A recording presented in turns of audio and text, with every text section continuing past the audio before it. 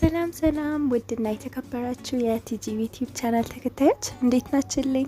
ይመስገን እኔ በጣም ደህና ነኝ። ዛሬ ማሳያችሁ የርቢያን ብሪያኒ አሰራር ይሆናል።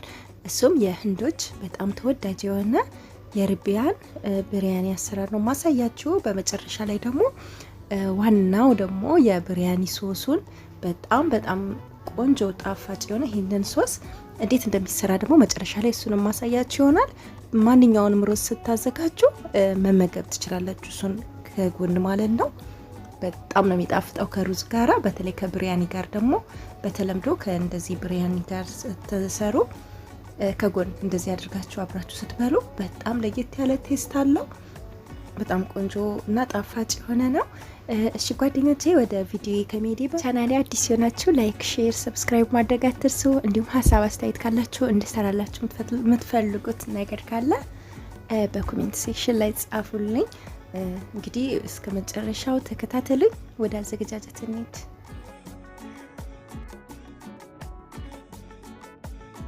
ወደ አዘገጃጀቱ ስንሄድ ሽሪምፕ ወይ ደግሞ ርቢያን ይሄንን ማለት ነው አጽድተን ማዘጋጀት ይኖርብናል። በመቀጠል የሚያስፈልገን 2 የሾርባ ማንኪያ ነጭ ሽንኩርትና ዝንጅብል አንድ ላይ ተፈጨ፣ እሱን እንጨምራለን። በመቀጠል እነዚህ ቅመሞችን እንጨምራለን። ቅመም፣ ከሞን፣ የድንብላል ቅመም፣ እርድ እና በርበሬ እንዲሁም ደግሞ የብሪያኒ ቅመም፣ ጨው ጨምሬያለሁ። ሁሉም አንድ የሻይ ማንኪያ ነው በትንሿ ማለት ነው። በመቀጠል ቅመሙን ከጨመርኩ በኋላ እርጎ ወይም ደግሞ ዮገርት ያስፈልገናል። ከሱ ደግሞ 3 የሾርባ ማንኪያ ጨምሬያለሁ። በመቀጠል የሚያስፈልገን ሌሞን ነው፣ ይሄኛው ሎሚ ማለት ነው። አጥበን ካጸዳን በኋላ እንደዚህ ልጣጩን ከላይ ያለውን እንደዚህ ፈቀፍቅና እንጨምራለን። በመቀጠል ሎሚውን ደግሞ እንቆርጠውና ግማሹን ሎሚ እንጨምቃለን ውሃውን ማለት ነው። በጣም ቆንጆ ቴስት እንዲኖረው ያደርጋል ይሄንን ስትጨምሩ ሎሚው ማለት ነው።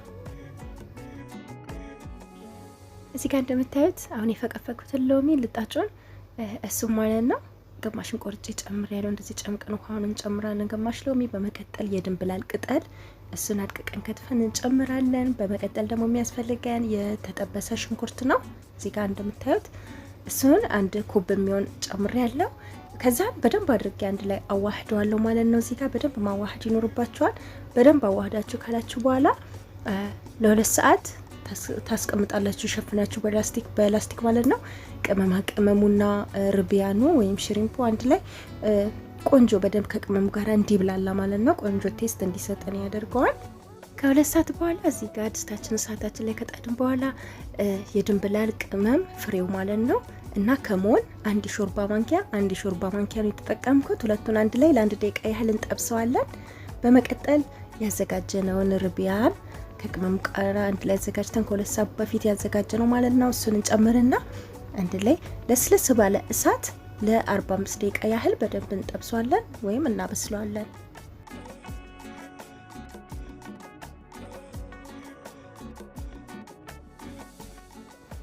እንግዲህ እንደምታዩት ርቢያኑ ወይም ደግሞ ሽሪምፓችን ወይም ርቢያናችን በዚህ መልኩ በስሎልናል ማለት ነው። ለ45 ደቂቃ ያህል በዚህ መልኩ ለስለስ ባለ እሳት ላይ ነው ያበሰልኩት። ወደ ቀጣዩ ስራችን እንሄዳለን። ወደ ቀጣዩ ስራችን የምንሄደው ሩዛችንን እንቀቅላለን። ሩዜን ለመቀቀል የተጠቀምኩት ውሃ እና ደግሞ ቀረፋ እንዲሁም ወረቃርና ከሞን እንዲሁም ሄል፣ ቁርንፉድ ሁሉንም አንድ ላይ ካንተከተኩ በኋላ ነው ሩዝን የጨመርኩት። በደንብ ጣዕሙ እንዲወጣልኝ ውሃው ከቅመም ጋር እንዲፈላ አድርጌዋለሁ። ከዛን እንግዲህ ሩዛችን 75% ብቻ እንዲበስል ካደረግን በኋላ እናጠለዋለን። ከዛ በኋላ እንግዲህ እዚህ ጋር እንደምታዩት በዚህ መልኩ ከስር መረቁን ወይም ርቢያኑን እናደርጋለን። ከዛን ሩዙን እንደዚህ እያደረግን እስከ መጨረሻው እንሄዳለን። እዚህ ጋር እንደምታዩት እንግዲህ ሩዙን ካደረኩኝ በኋላ ከዛ መረቁን አደርጋለሁ። ከዛን እዚህ ከሚያቃጥለውን ቃሪያ ተጠቅሜያለሁ። ብትጨምሩ አሪፍ ነው፣ ከሌላችሁ ግድ አይደለም። ከዛን የድንብላል ቅጠል ከላይ እንደዚህ እንደምታዩት ከመረቁ ላይ እናደርጋለን። ሽንኩርት ደግሞ ቅድም ስጠቀም ከላዩ ላይ ቀነስኩት ነበረ፣ እሱን ጨመርኩኝ። ቆንጆ ቴስት ይሰጠዋል። በነገራችን ላይ በዚህ መንገድ አዘጋጁ። ከዛ ሩዛችንን በመጨረሻም እንደዚህ ካደረግን በኋላ የምግብ ከለር ሳይሆን የተጠቀምኩት እርድና ወተት ቀላቅዬ ነው የጨመርኩት እዚህ ጋር የምታዩት። ስለዚህ እንግዲህ ከለሩን በጣም ቆንጆ አድርጓል። እዩት ሩዛችን ከ15 ደቂቃ በኋላ ወይም ከ20 ደቂቃ በኋላ እንደዚህ ፍርፍር ብሎ ቆንጆ የርቢያን ብሪያኒ ወጥቶልናል ማለት ነው። ልነግራችሁ አልችልም። ጠረኑ ማንዛው በጣም ቆንጆ ቴስት አለው ቅመማ ቅመሙ ጋር እንዲሁም ደግሞ ጣሙን ደግሞ ልነግራችሁ አልችልም። እናንተም በቤታችሁ ውስጥ ሞክሩት፣ እንደምትወዱት እርግጠኛ ነኝ። ሩዛችን እንደዚህ ፍርፍር ብሎ ቆንጆ ሆኖ ወጥቶልናል ማለት ነው። አሁን ደግሞ ወደ መጨረሻው እና ወሳኝ የሆነውን ሶስ ላሳያችሁ። በጣም ቆንጆ ነው። በተለይ ብሪያኒ ሩዝ፣ ማንኛውም ብሪያኒ ሩዝ ስታዘጋጁ አብራችሁ መመገብ ያለባችሁ ነው። እዚህ ጋር የድንብላል ቅጠል አጥቤ አዘጋጅቼ ጨምሬያለሁ። እዚህ ጋር ደግሞ የሜንት ቅጠል ወይም ናና ነው። እነዚህ እንግዲህ ቅጠሎቹንም ሁሉንም ነገር በደንብ በጽዳት ማዘጋጀት ይኖርብናል። በመቀጠል 5 ፍሬ ነጭ ሽንኩርት ጨመርኩኝ። ዝንጅብል እንዳያችሁት ይሄናል ትንሽ ከቆራረጥኩኝ በኋላ ጨምሬያለሁ። የሚያቃጥል ቃሪያ 2 ጨመርኩኝ። ሎሚ ግማሽ ጨመርኩኝ። እንደምታዩት ውሃው ማለት ነው ጨምሬያለሁ። በመቀጠል የሚያስፈልገን 1 የሾርባ ማንኪያ ከሞንና 1 የሾርባ ማንኪያ ብላክ ፔፐር ከጨመርኩኝ በኋላ ወይም ቆንደ በርበሬ ሁሉንም አንድ ላይ ፈጭቻለሁ። መጨረሻ ላይ ጨመርኩት ቆንደ በርበሬ ነው። ከዛን ሁሉንም እንግዲህ እንደዚህ እንደምታዩት በዚህ መልኩ በደንብ አድርጌ ፈጨዋለሁ ጥቅቅ እስኪልልኝ ማለት ነው ሁሉም ግብአት አንድ ላይ። ከዛን በመቀጠል እንደዚህ ካዘጋጀን በኋላ እዚህ ጋር የምንጠቀመው ዮገርት ወይም እርጎ ነው። እርጎ ያስፈልገናል የምትፈልጉትን አይነት መጠን። ከዛን ትንሽዬ ጨው እንጨምራለን። እኔ ፓውደሩን የሮዝ ከለሩን የተጠቀምኩት ጨው እናንተ ያላችሁ መጠቀም ትችላላችሁ። ከዛን ጨውንና እርጎን በደንብ አድርገን እንቀላቅለዋለን። በደንብ ከቀላቀለን በኋላ አሁን ከፈጨነው ላይ 2 የሾርባ ማንኪያ ወይም 1 የሾርባ ማንኪያ እናንተ እንደ ፍላጎታችሁ ነው መጠኑን ጣዕሙን ማለት ነው ትጨምራላችሁ። በጣም ቆንጆ ቴስት አለው። ከዛን አንድ ላይ በደንብ አድርገን ከእርጎ ጋራ በደንብ አድርገን እንቀላቅለዋለን። ከዚህ በኋላ ምንም በተጨምሩት ነገር የለም ማለት ነው። በነገራችን ላይ የቀረውን ደግሞ ጠርሙዝ ነገር ክዳን ያለው ቃል ጨምራችሁ ከድናችሁ ፍሪጅ ውስጥ ማስቀመጥ ትችላላችሁ። በፈለጋችሁበት ሰዓት እያወጣችሁ እርጎ ካላችሁ እርጎ ላይ እየጨመራችሁ ይሄንን እያነሳችሁ ይሄው እንደምታዩት እንደዚህ ብልቃጥ ላይ አጨምራችሁ ማለት ነው ፍሪጅ ውስጥ ማድረግ ነው። እና በምትፈልጉበት ሰዓት በማንኛውም ጊዜ ታዲያ እርጓችሁን እንደዚህ ከእርጎ ጋር እየቀላቀላችሁ መመገብ ትችላላችሁ ማለት ነው። ልነግራችሁ አልችልም። በጣም ቆንጆ ቴስት ነው ያለው።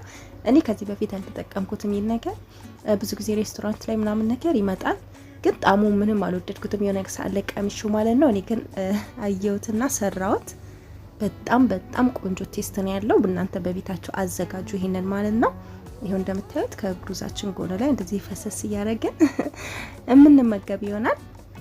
የበለጠ እንዲጣፍጥ ቆንጆ እንዲሆን ያደርጋል። በጣም ቆንጆ የሆነ ጤናማ በሆነ መንገድ ነው ያዘጋጀሁት። እናንተ በቤታችሁ ውስጥ ይሄንን አዘጋጁት። በጣም ትወዱታላችሁ እርግጠኛ ነኝ። እንዲሁም አፒታይት ይከፍታል፣ የምግብ ፍላጎታችሁን ይጨምራል ማለት ነው።